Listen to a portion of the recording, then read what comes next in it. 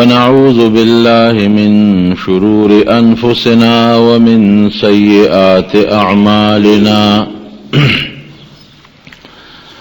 من يهده الله فلا مضل له ومن يضلله فلا هادي له ونشهد أن لا إله إلا الله وحده لا شريك له ونشهد أن سيدنا وحبيبنا وشفيعنا وسندنا ورحمتنا ومولانا محمدا عبده ورسوله أما بعد فأعوذ بالله من الشيطان الرجيم بسم الله الرحمن الرحيم كل نفس ذائقة الموت. دا قرآن حکیم یو مشهور آیت مستاسو مخ کے ذکر کو دا مرگ متعلق پا قرآن شریف کے ډیر زیات آیتون دیو ډیر ذکر دے. ما دا آیت مبارک ذکر کو چی دا هر دا ماشوم او دا لوی او د نارینه او د زنانه د ټولو په خولې مشهور دی. هر انسان هم دا آیت تقریبا هر چاته یاد دی. رب العالمین فرمائی چې هر د ساشې ذی روح ذائقة الموت د مرگ سکه به خامخا کوي. کم شی چې جمدی دی په دنیا کې د سو د روح خاوند دی دا شی بغیر د مرگ نه نشي پاتې کېدی. مرگ به پې خامخا راځي. زما ورونو دا خو د الله تعالی وینا ده او د الله د رسول وینا ده. خو که مونږ د دنیا د ژوند ته وګورو او د زندګۍ ته وګورو نو که مسلمان دی او که کافر دی ټول دا معنی چې مرګ خامخا راځي. نه ته لک خلاص دی او نه ته روغ او رنځور خلاص. چاله چې رب العالمین کم وخت مقرر کړي په هغه وخت مقرر وخت د ده نه خامخا ساخیږي. یو لوی بادشاه تیر شوی دی. د هغې بادشاه نوم شداد او دام د ډېرو مسلمانانو په ژبه مشهور دی. خلک وایي هلکه د شداد جنت جنتونه جوړ کړي دي او څوک پکې لا نور هم څه ګډې وړې وایي. خو واقعي دا شداد یو بادشاه تیر شوی دی. تاریخ لیکي ډېر لوی جابر کافر او ډېر مضبوط بادشاه. هغه زمانه کې چې څومره علاقه وه په هغې د ټولو د سلطنت او بادشاهي وه. او دا یو خبره ده چې کم سړي سره مال او دولت زیات راشي بادشاهي راشي د هغه په دې سر کې دا کبر او نشم پیدا شي. دا لازمه خبره ده. د بادشاه سره کبر او نشه ډېر کم بادشاهان به چې دا په نشه نیږي. اکثرو بادشاهانو په ذهن کې او په سر کې د نشې هغه ګن پروت دی. د ده په سر کې دومره لویه نشه راله چې جناب د علاقې د مشرخو څه کوي چې د خدایه دعوې وکړه. وی زه خدایم. او بیا اعلان جاری کو چې کم سړی زما دربار ته راځي نو ما ته به سجده کوي. لکه زمونږ بادشاهانو ته چې څوک ننولي څوک ورته سلوټ کوي څوک لاس په تندي کیږي. خو سجده ما سوا د رب العالمین نه بل چاته جایز نه ده. یو الله ته به سجده کوي. سجده کې تر خپل مبارک او خشته د عزت اندام چې سر دی دا په خورو کې لګي. خور د ذلت شی دی. نو دا خپل مبارک او برکتی تندې په خوره کې به هغه چاته لګی چې ته د هغه نه ډېر یریږې، ستا ټول هر څه د هغه په قبضه قدرت کې وي او دا ما سوا د الله نه بل ذات نشي کېدی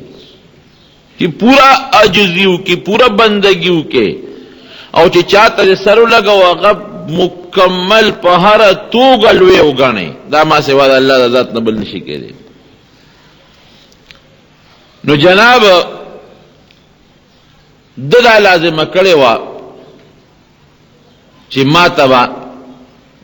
هر یو سړی چې زما دربار ته راننوځي نو د ما ته سجده لګوي او بغیر د سجدې نه به دې زما دربار ته نه راځي. نو چې کم سړی به دربار ته راغی نو لاول به یو ځای جوړ په هغه ځای به بادشاه ته په ځمکه پرېوت او سجده به یې ولګوله. ولې د خدای دی کړی دنیا کې هر قسمه خلک تیر شوي دي. یو بل بادشاه تیر شوی دی، منځ کې یو خبر رایاده شوه، هغه خپله ټوپۍ په د دروازې په سر ایښودې وه. د محل چې کوم مین ګیټ و په هغه یې خپله ټوپۍ ایښودې وه او وایي چې په دې لاره څوک هم ځي زما دې ټوپۍ ته به سجده لګوي. هر قسمه خلک نو چې څوک به په هغه لاره تلل نو هغه ټوپۍ ته به یې وله سجده لګوله، چې چا به ونه لګوله نو هغه پولیس والا به ولاړو، فوج والا هغوی به فوراً اطلاع وکړه صاحب دا کبرجن دی، دې سجده نه لګوي. هغه له به یې سخته مضبوطه سنګینه سزا ورکوله. چېرته یو مجاهد په لاره تېرېده، نیغ تېر شو اړو پروا یې ونه ساتله. د بادشاه هغې پولیس کلکه ونیوی دې خوا نه ګورې، وایي څه ته وګوره، وایي دا بره څه پراته دي؟ هسې چې وکتل وایي ټوپۍ ده. او خدایه ټوپۍ ده، نو ټوپۍ ده زه ورته ګورم تاسو هم ورته ګورئ که څه شی دی؟ وایي دا د بادشاه ټوپۍ ده، وایي د هر چا چې ده خو ټوپۍ ده، که د بادشاه ده او که دا ده خو ټوپۍ ده. وایي تا کې خو اړو سړیتوب نشته، ته خو ټوپۍ اړو پېژنې نه. نو وایي ټوپۍ نور څه ته وایي، خو چې سړی په سر دغه د بله پرته ده، که د نوزګار یې راکړه چې په سر یې کړم نو که نه فالتو وي راکه زه به یې په سر کړم، نورونو ته باران ته مې ښودله نو خو ټوپۍ ده که نه. وایي کمبخته دا د بادشاه ټوپۍ ده. وایي منمه چې د بادشاه ده نو چاله خیراتي دې بادشاه ورکړي. وایي نه دې ته به سجده لګوي چې په لاره دې تا سجده ونه کړه. اوهو افسوس، ټوپۍ ته سجده. وایي د کوم بادشاه چې د دې ټوپۍ مالک دی او دا ټوپۍ د هغه د هغه ته هم سجده نه لګوم.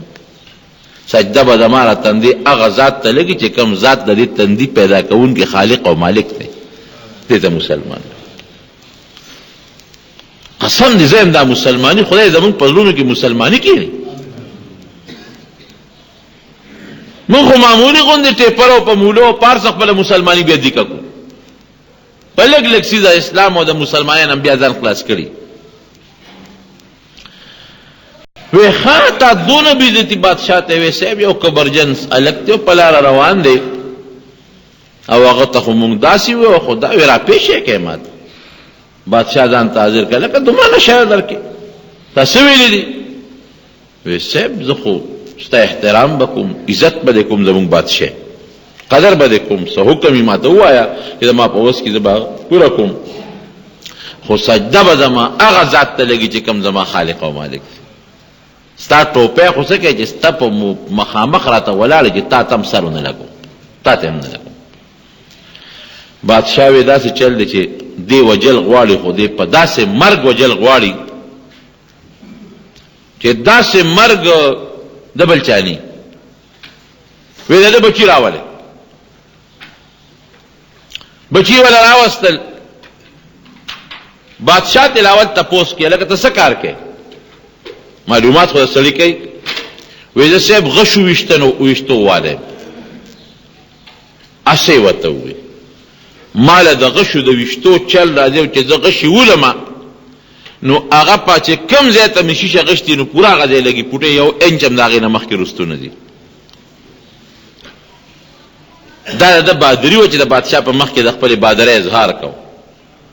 وی ښه غشي ولې او هغه چې کوم شیش دی برابر دی وی او ورشه ویره د بچي راولې. بچي راوستل او یو زوی ورته مخامخ ودرو او د هغه په سر باندې مڼه سیو کېښودل.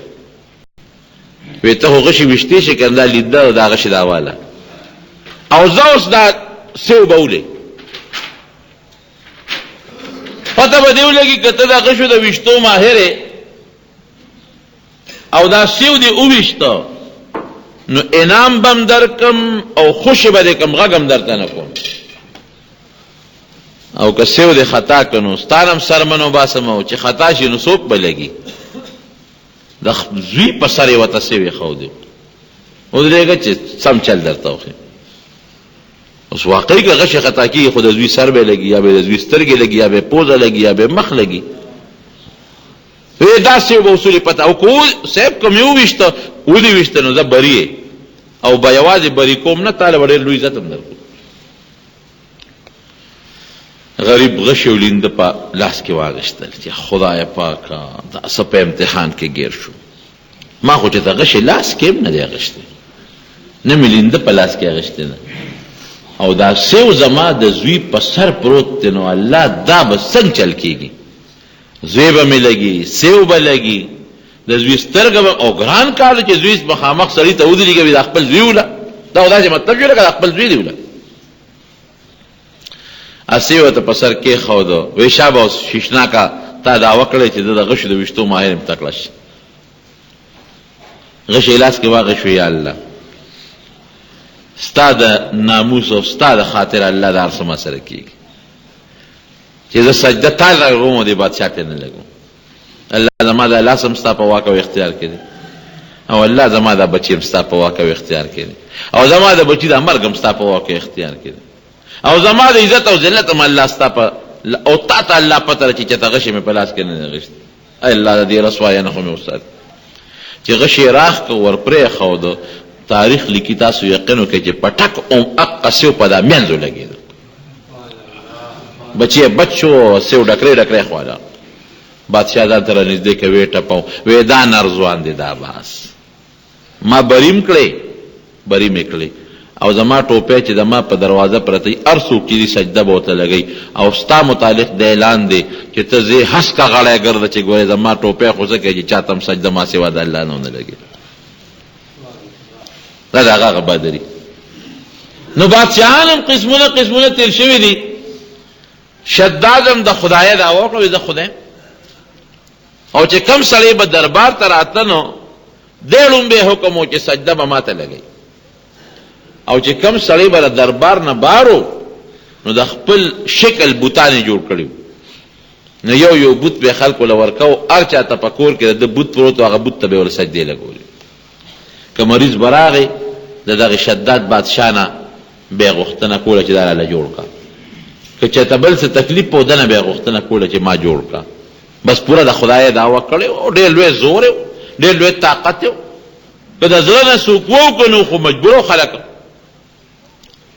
یو ځل یې سوچ راغی یاره وایي خدای سره خو دوزخ او جنت دي زما خو دوزخ او جنت نشته یو لوی ځای کې کنده وکنستل او په هغې کې اور بل کړ او په ځنګل یې قوم مقرر کړه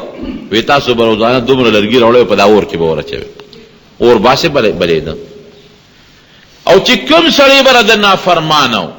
چا به خبره نه منله چا به ورته سجده نه لګوله بس ابه یې نیوه اور کې به یې غورځوي خدای خو دې ته وایي چې سزا په اور خلکو له ورکوي نو چې کوم سړی زما نافرماني کوي زه خدای هم دې اور ته به یې غورځوم وی جنت به هم جوړول غواړي نو حکم یې وکړو زما په سلطنت کې چې کوم ځای خشته خوږه ځمکه چې هر قسمه میوه زرغوني هغه ځای ما ته وښایه نو هغه زمانه کې چې کوم د زراعت او د ماهران و هغې وګرځېدل یو علاقه یې ورته وښوله وی صاحب داسې علاقه ده چې دې کې هر قسمه میوه کېږي غرونه هم پکې دي اوبه هم پکې دي داسې ځای چې اوبه هم پکې وي موسم یې مزېدار دی اعلی دی داسې ځای ورته وښو اوس ډېر لوی شاندار دی او د اعلان وکړه چې په مخ د ځمکه کم قسم میوه د هغه راوړی چې دی په خپل باغ کې وکړو او اعلان یې وکړو په مخ د ځمکه چې کم قسم ګل دی او بوټي دی چې دا په خپل باغ کې وکړم بس لګیا دی پکې کار خدمت پکې کېږي په باغ کې او داسې یو اعلی او قیمتي باغ یې جوړ کړو داسې قیمتي چې په مخ د ځمکه د میوې کمې میوې بوټي نو هغه د په دې باغ کې او چې کم ګلاب او کمه اونه وه هغه د په دې باغ کې وه. وی خله جنت کې خو ولی وي نو ماله به داسې کوی چې خشته ښکلې ولې به زما په دې باغ کې بیږي نو د اوبو خشته مزېدارې ولې یې پکې جوړې کړې. چا ورته وی صاحب په جنت کې خو به د پیو ولیم وي. وی لختې جوړ کې او میخې راولې ابه لشی او هغه میخې به هغه پی به هم زما په دې باغ کې روانې ګرځي به.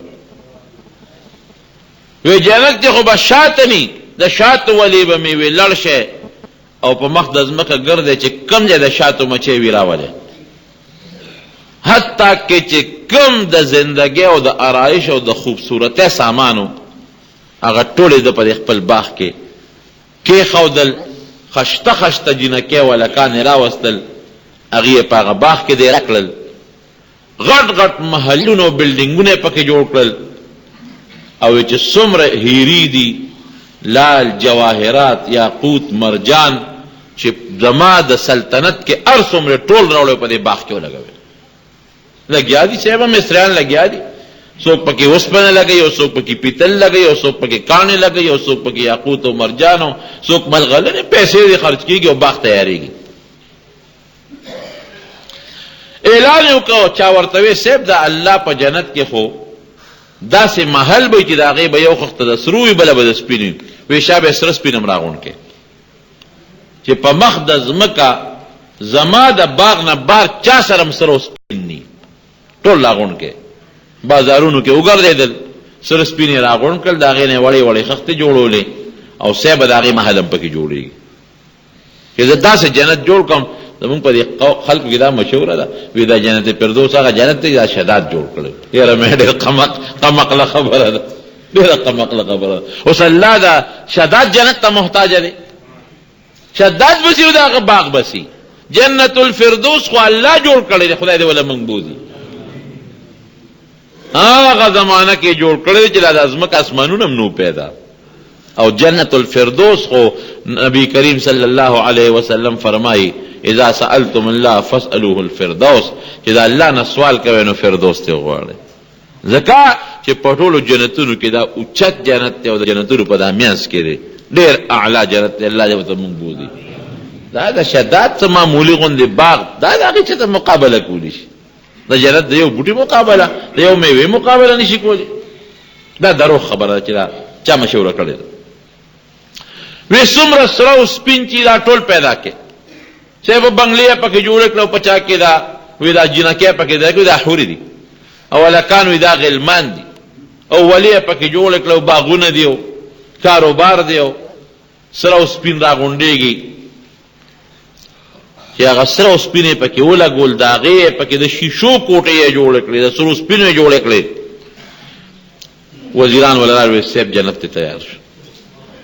ستا محل هم پکې صاحب تیار شو خپل محل وزیرانو له محلونه غلامانو له محلونه دا ټولې پکې جوړ کړل. وی صاحب اوس به ته افتتاح کوې لکه یو ځای چې جوړ شي نو بادشاه د هغې افتتاح کوي ته به اوس افتتاح کوې او په پرانسته به کې په خپله به م ورځي او ستا وزیران به م ورځي. ډېره ښه جدي سنګ را روان شو که نه خو دا ظالم سړی چې ظالم د ده نه د انسان هم نفرت او د الله د فرشتو هم ته ګورې نفرت اسرائیل علیه السلام و فرشتو به الله ته چې ډېر ظالم سړی دی ستا سره ځان سم کړی دی خدای راوي نیسه خدای الله هر کار کې حکمت دی. فرشتو به هم سوال کو چې الله د اسرائیل علیه السلام ته حکم وکړه بس ساتې وباسه الله ستا مقابله کوي او ستا د جنت او د اور مقابله د دوزخ او د جنت یې شروع کړې ده. نو جناب چې هغه جنت یې تیار کړو وی چې ته بارم سره پرېښي دي وی نه صاحب سپین هم پرېښي دي وی نه صاحب هیرې یاقوت مرجان ملغلرې دا هم پرېښي دي وی صاحب اسم نه یې پرېښي ته راسې جنت وګوره داسې نه یې ډول یې کړی وی خګ ورې که زه خبر شوم چې لږ سره او سپین او دا څیزونه لږ هم بار پاتې نو بیا به سره ګورم. یو سړی را مخکې شو وی صاحب لږ سره بار دي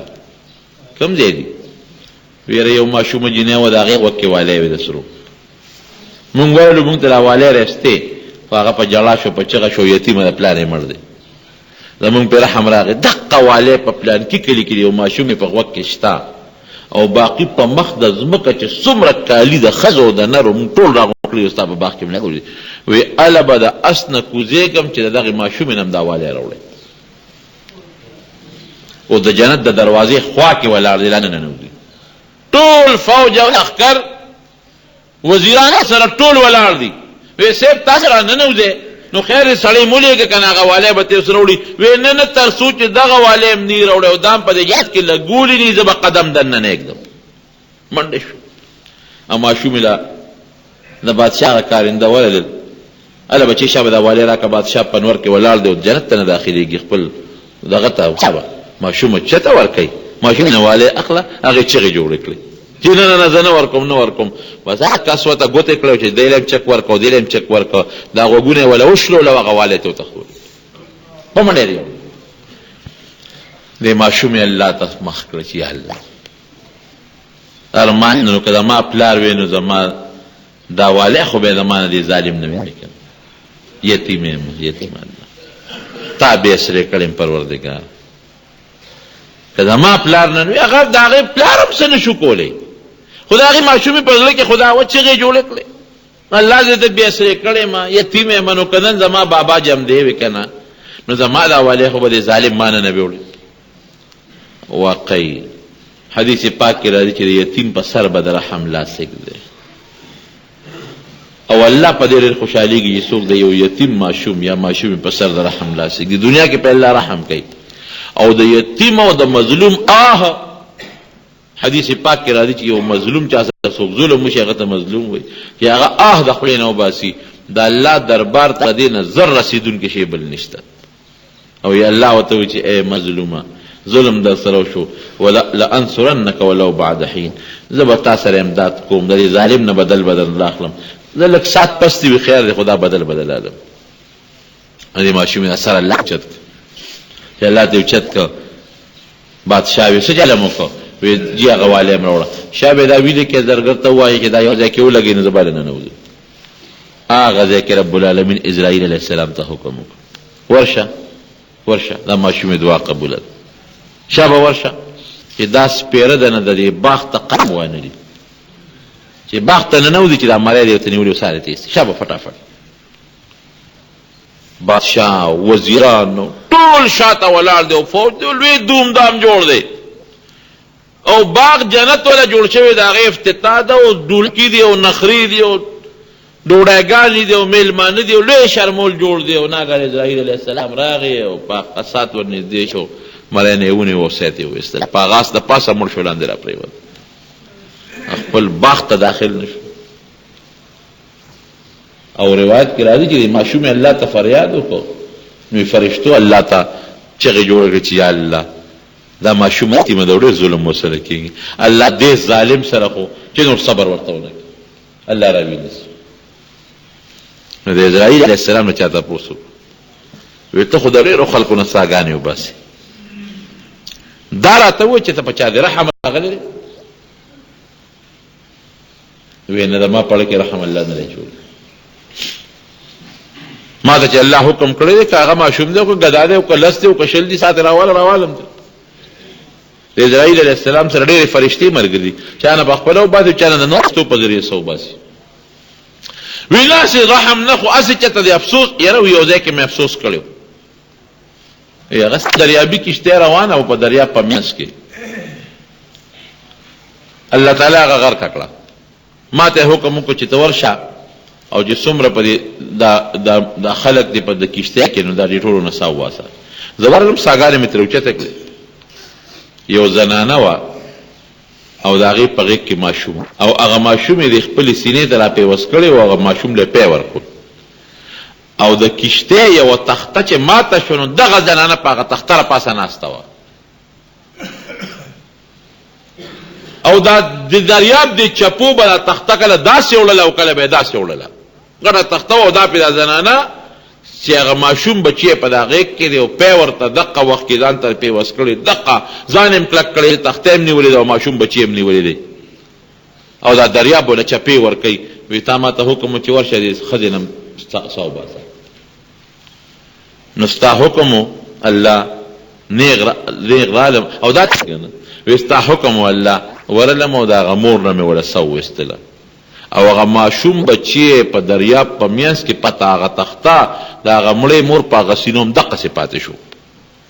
وی دقه مې یو پوټی افسوس وکړو چې الله دا ماشوم به څه کوي دا خو ډېر قابل رحم دا یو افسوس مې کړی دی اسرائیل خبر شو چې هغه ماشوم څه شو وی نه الله بیا ته نیم خبر وی ښه نو ما دریاب ته حکم ورکړه هغه تختې یې چپې ورکړې او په دره دې هغه تخته غاړې ته وغورځوله ماشوم دې په غاړه روغ بیا مې یو زمری مقرر کړه ابه راتلو دې ماشوم له به یې پی ورکول ورځ زمری خو چې انسان وویني او بیا ماشوم کوم ځای روغ پرېږدي هغو چې پیملو کې په یو ساعت یې چیر پار کړي ما زمری مسلط کړه الله تعالی خو کولی شي هغه زمری به راتله ماشوم له به پی ورکول بیا بتله بیا به راتله ماشوم له به پی ورکول ماشوم مې رو رو د هغه زمری په هغه پیو باندې لوی کړ د ګرځېدو شو چې هغه ماشوم د ګرځېدو شو منډې ترړې شروع کړې خشته ماشوم لال کلي ته ورسېده هلته مې موله د خوراک او د څښاک انتظام وکړ اخره کې هغه ماشوم غل جوړ شو غل خلکو نه به یې غلاګانې کولې ډاکو ته جوړ شو ډاکومارو سره ملګری شو په لاره د خلکو نه شوکې کولې ډاکې به یې کولې اخره کې خپل ملګري را یو ځای کړل او د علاقې په حکومت پسې حمله وکړل او انقلاب یې جوړ کړ او د علاقې د خلکو نه حکومت واخیست او هغه ماشوم د هغه خلکو بادشاه جوړ شو چې بادشاه جوړ شو نو د هغې نه پسې د خدایه دعوه وکړه او دغه شداد ته جوړ شو چې دا اوس ته څه وویستله دا د هغه ماشوم نه ما جوړ کړی یاره ما چې دا واقع وکتله نو ما وی چې پروردګاره څه د لوی قدرت او د حکمت مالک او بادشاه یو ماشوم د مور د غېږې نه چې مور یې په تخته مړه شي د هغه نه بادشاه جوړوه دا څومره لوی احسان دی څومره لوی نعمت دی هغه سپیره د الله تعالی د هغه نعمت په وطنم ته پاتې شو بچیم ته پاتې شو کومه بنگله کې ځان له شیش محل جوړ کړو د سرو د سپینو هغه هم ته پاتې شوه باغ یې په سترګو باندې لید او د جهنم اور ته ورغی خو چې مړ شو چې څوک د خدای دعوه کوي نه به کم خوځي لاړ هغه د الله تعالی اور ته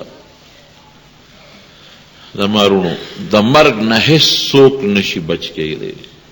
الا ان نفسا لن تموت حتى تستكمل رزقها الله فرمایي چې چا د پاره الله په دنیا کې څومره رزق مقرر کړی دی دا رزق بخلاصی نو ثابت وي هغه رزق چې یو نوړی پاتې دی نه مري هغه نوړی چې کومه ده پاتې چې هغه مخري نو هله به مري بغیر هغې نشي مړ کېدی خو زمونږ د خلکو سوچ څه دی مونږ په ذهن کې ځان له دا سوچ کړی چې زما به 200 کاله عمر زه یاره نه مرم چې هغه د 100 کالو یې هم نه مرم چې د 6 کالو په کټ کې پروت یې هم دا نه وي چې د سبا مرم چې هغه هسپتال کې د مرګ په بستر پروت یې هم دا نه وي چې ما نه به ساه خېږي عمر فاروق رضی الله عنه ځان له یو ګوته جوړه کړی نو په هغه ګوته یې لیکلي کفا بالموت واعظه نو چې هغې ته به یې کتل نو مرګ به ورته یادېده کفا بالموت واعظه یاره وي د مرګ نه ښه نصیحت کوونکي بل نشته